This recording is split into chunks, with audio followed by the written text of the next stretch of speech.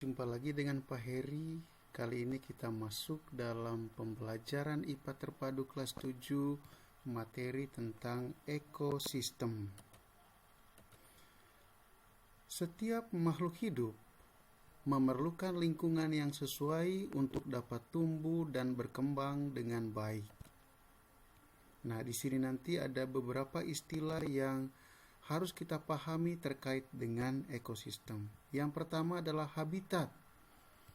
Habitat merupakan tempat di mana organisme dapat hidup dan berkembang biak. Ekosistem merupakan interaksi yang terjadi antara makhluk hidup dengan lingkungannya. Sedangkan ekologi merupakan ilmu yang khusus mempelajari ekosistem. Yang pertama yang harus kita pelajari terkait dengan ekosistem adalah satuan-satuan dari ekosistem. Satuan ekosistem yang pertama adalah individu. Individu berasal dari bahasa Latin individuum, yang berarti tidak dapat dibagi. Dalam ekologi, individu berarti satu organisme. Ini adalah gambar seorang yang lagi membaca buku di tempat yang sepi, merupakan salah satu contoh individu. Satuan ekosistem yang kedua adalah populasi. Populasi merupakan sejumlah individu sejenis yang menetap di suatu daerah pada waktu tertentu. Organisme dapat disebut sejenis bila menempati daerah yang sama, menghasilkan keturunan fertil, serta mempunyai persamaan anatomi, morfologi, dan fisiologi. Jumlah suatu populasi selalu berubah. Itu tergantung dari adanya kelahiran, adanya kematian. Nah, di sini terdapat contoh populasi 3 ekor gajah. Satuan ekosistem yang ketiga adalah komunitas. Komunitas merupakan seluruh populasi yang hidup bersama dalam suatu daerah. Pada gambar, kalian bisa melihat ada populasi banteng, ada populasi rumput, dan ada populasi pohon di suatu tempat yang sama. Satuan ekosistem yang berikutnya adalah ekosistem itu sendiri. Di awal tadi sudah dijelaskan bahwa ekosistem merupakan interaksi antara anggota komunitas dengan benda tak hidup. Dalam hal ini adalah interaksi antara biotik dan abiotik. Nah, ekosistem dikelompokkan menjadi 2. Ada ekosistem alami yang terbentuk secara alami, seperti sungai, laut, danau. Yang kedua ada ekosistem buatan, terbentuk akibat aktivitas manusia. Contohnya akuarium, waduk, sawah, dan lain-lain. Satuan ekosistem yang berikutnya adalah biosfer. Biosfer merupakan kumpulan ekosistem yang terdapat di muka bumi. Biosfer itu merupakan lapisan permukaan bumi dan atmosfer yang dihuni oleh seluruh makhluk hidup. Nah, itu tadi satuan-satuan yang menyusun suatu ekosistem. Kita lanjutkan dengan komponen-komponen ekosistem. Komponen ekosistem dibagi menjadi 2. Ada komponen abiotik. Komponen abiotik yang pertama adalah air. Seperti yang kita ketahui bahwa hampir 85% tubuh kita itu terdiri atau disusun dari air, ya. Nah, air bagi manusia memiliki peranan sebagai pelarut, membuang limbah, serta mengatur suhu dan reaksi metabolisme yang terjadi di dalam tubuh. Komponen abiotik yang kedua adalah tanah. Organisme memerlukan tanah sebagai tempat tumbuhnya tumbuhan, serta tempat berpijak dan berdiamnya manusia dan hewan. Komponen abiotik yang ketiga adalah udara.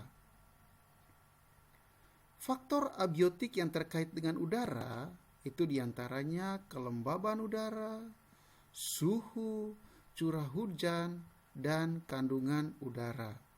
Nah, ini adalah gambar pembangkit listrik tenaga angin. Di sini ada kincir yang berputar ketika ada angin yang bertiup di sini, kemudian angin yang bertiup menggerakkan turbin sehingga menghasilkan tenaga listrik. Komponen abiotik yang terakhir adalah cahaya matahari. Selain sebagai sumber energi di bumi, cahaya matahari mempunyai peranan dalam mengatur tingkah laku organisme. Cahaya matahari dapat menghancurkan atau melapuhkan batu-batuan, sehingga memungkinkan organisme memanfaatkan hasil pelapukan batuan tersebut. Komponen ekosistem yang kedua adalah komponen biotik. Yang termasuk dalam komponen biotik yang pertama adalah produsen. Produsen merupakan organisme yang mampu menghasilkan zat makanan dari zat anorganik. Organisme yang mampu mengubah zat anorganik menjadi zat organik itu disebut sebagai organisme autotrof. Dan jika mekanisme pembuatan makanan tersebut melibatkan cahaya, maka dikategorikan sebagai organisme fotoautotrof. Komponen biotik yang kedua adalah konsumen. Konsumen berarti semua makhluk hidup yang memanfaatkan makanan yang diperoleh dari produsen. Nah, di sini ada 3 kelompok konsumen. Ada herbivora. Herbivora merupakan makhluk hidup yang memanfaatkan rumput sebagai makanannya, atau hewan-hewan yang memakan rumput. Yang kedua adalah karnivora. Karnivora itu merupakan kelompok hewan yang memakan hewan lainnya atau memakan daging. Sedangkan yang memakan segala, baik tumbuhan maupun hewan atau daging, itu adalah omnivora. Komponen biotik yang ketiga adalah dekomposer. Dekomposer merupakan organisme yang menguraikan sampah organik menjadi bahan-bahan anorganik. Contohnya adalah bakteri dan jamur. Nah, jamur biasanya tumbuh pada organisme yang sudah mati.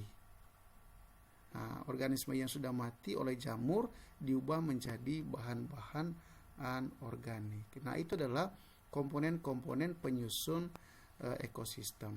Yang berikutnya adalah pola interaksi yang terjadi di dalam ekosistem. Yang pertama adalah netralisme. Netralisme merupakan hubungan yang tidak saling mempengaruhi meskipun organisme-organisme hidup pada habitat yang sama. Nah, di sini ada gambar sapi dan burung. Tentunya burung dan sapi ini memiliki objek yang dimakan yang berbeda. Ya. Jadi walaupun mereka ada di tempat yang sama pada saat yang sama, tapi yang menjadi bahan makanannya itu berbeda. Sehingga hubungan antara keduanya masuk dalam kategori netralisme. Pola interaksi yang berikutnya adalah kompetisi. Kompetisi merupakan bentuk interaksi antar individu sejenis atau antar populasi di mana individu atau populasi tersebut bersaing mendapatkan sarana untuk tumbuh dan berkembang. Nah, di sini ada gambar zebra banteng hidup di tempat yang sama, sama-sama makan rumput. sehingga interaksi antara keduanya itu masuk kategori kompetisi. Pola interaksi yang berikutnya adalah predasi. Predasi merupakan interaksi antar pemangsa dan mangsa. Pemangsa atau predator adalah hewan yang memangsa atau hewan yang memakan. Sedangkan mangsa adalah hewan yang dimakan atau dimangsa ya. Nah, pada gambar di sini predatornya adalah ular. Predatornya adalah ular, sedangkan mangsa atau hewan yang dimakannya adalah tikus. Pola interaksi yang berikutnya adalah parasitisme.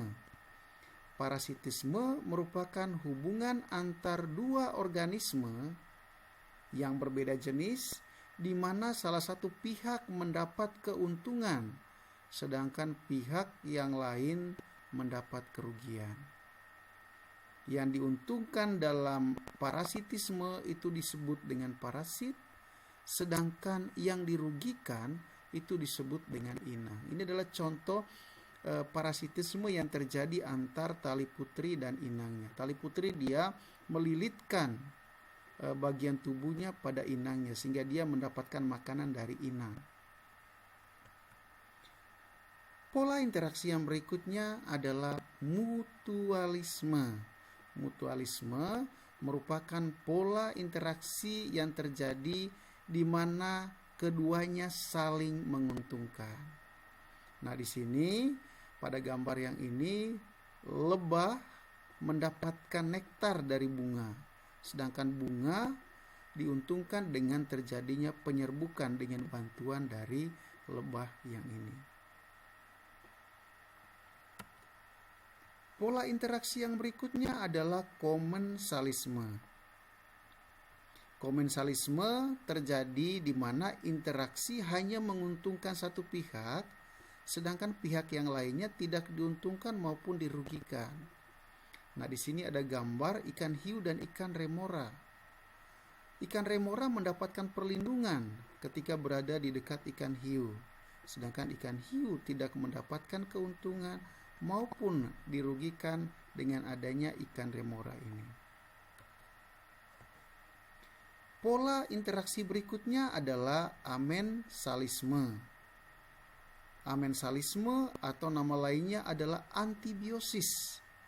Merupakan interaksi yang terjadi antar organisme di mana salah satu organisme menghambat pertumbuhan organisme yang lain. Nah, contoh pola interaksi amensalisme adalah pohon walnut yang tumbuh di sekitar rerumputan yang ada di sini. Pohon walnut dia menghasilkan zat alelopati. Nah, zat alelopati yang dihasilkan oleh pohon walnut kemudian menyebar ke ekosistem padang rumput yang ada di sekitarnya, sehingga tumbuhan di sekitarnya tidak dapat hidup. Oke, itu tadi pola interaksi yang terjadi di dalam ekosistem. Nah, yang berikutnya kita akan melihat bagaimana saling ketergantungan di antara komponen biotik dalam ekosistem. Saling ketergantungan antar komponen biotik dalam ekosistem yang pertama adalah rantai makanan.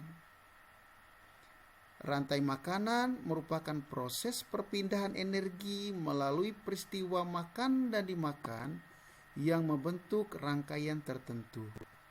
Nah, ini adalah contoh rantai makanan. Di sini ada rumput atau ada bunga. Kemudian nanti belalang atau lebah dia akan mendapatkan sesuatu dari sini. Kemudian belalang akan dimakan oleh insekta tertentu. Kemudian serangga tertentu dimakan oleh katak. Katak dimakan oleh ular. Ular dimakan oleh burung elang. Nah, itu contoh rantai makanan. Saling ketergantungan di antara komponen biotik yang berikutnya adalah jaring-jaring makanan. Di alam yang sangat luas ini, jaring-jaring makanan satu dengan jaring makanan yang lain saling terkait dan membentuk jaring-jaring kehidupan. Kalau kita lihat dari gambar yang ada di sini, ini ada tumbuhan. Tumbuhan itu merupakan sumber makanan bagi serangga herbivora. Serangga herbivora bisa saja dimakan oleh serangga predator. Serangga predator dimakan oleh katak, katak dimakan oleh ular, ular dimakan oleh burung elang. Bisa juga tumbuhan dimakan oleh serangga herbivora. Serangga herbivora dimakan oleh burung pemakan serangga. Nah, burung pemakan serangga dimakan oleh burung elang atau rubah. Nah, dari gambar yang ada di sini itu menunjukkan ada begitu banyak jaring-jaring makanan, kemudian jaring-jaring makanan yang ada di sini membentuk jaring-jaring kehidupan. Saling ketergantungan di antara komponen biotik berikutnya adalah piramida makanan. Piramida makanan merupakan gambaran piramida yang menunjukkan perbandingan makanan antara produsen, konsumen pertama, konsumen kedua, sampai konsumen puncak. Semakin ke atas, jumlahnya itu semakin sedikit. Nah, ini memiliki tujuan supaya keseimbangan di dalam ekosistem itu tetap terjaga. Produsen harus tersedia dalam jumlah yang banyak. Kemudian sedikit berkurang populasinya adalah konsumen pertama. Di atasnya adalah konsumen tingkat 2, konsumen tingkat 3, dan seterusnya ya. Semakin ke atas jumlahnya semakin kecil. Nah, itulah yang disebut dengan piramida makanan. Saling ketergantungan di antara komponen berikutnya adalah adanya aliran energi. Kita ketahui bahwa cahaya matahari merupakan sumber energi utama bagi kehidupan di alam. Cahaya matahari dimanfaatkan oleh produsen untuk melakukan proses fotosintesis, kemudian menghasilkan makanan bagi konsumen tingkat pertama. Kemudian konsumen tingkat pertama merupakan makanan bagi konsumen tingkat kedua. Konsumen tingkat kedua merupakan makanan bagi konsumen tingkat ketiga.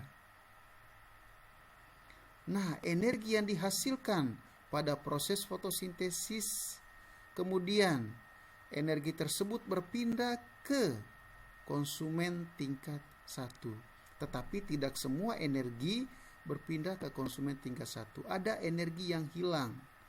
Nah, energi yang hilang itu bisa berupa energi panas.